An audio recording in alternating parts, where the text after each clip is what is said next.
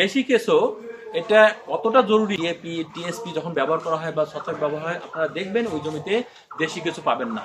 দেশি কেঁচোর আমরা ছোটবেলা থেকে জেনে আসছি যে এটা কৃষকের বন্ধু বা লাঙ্গল, তাই না, জমির লাঙ্গল। খাবার তৈরি করে, খাবার তৈরি কি করে, কি একটা দেশি কেঁচো আপনার 10 ফিট 12 ফিট 30 ফিট পর্যন্ত গর্ত করে, যে গর্ত দিয়ে সে ঢোকে ওই গর্ত দিয়ে বের হয় না, আরেক গর্ত দিয়ে বের হয়, এবং তার বডিতে এক ধরনের হরমোন আসে, সেটাও মাটির মধ্যে লেপে দেয়।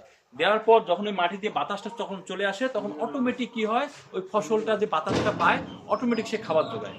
এরপর যে মাটিটা উপরে ওঠায়, সেই মাটিতে ইউরিয়া থাকে তার প্রায় 6 গুণের মতো কাজ করে বা বেশি কাজ করে, যেটা আপনি ইউরিয়া দিয়ে কাজ করবেন। পটাশ দিয়ে যেটা করবেন সে 9 গুণের উপরে কাজ করে।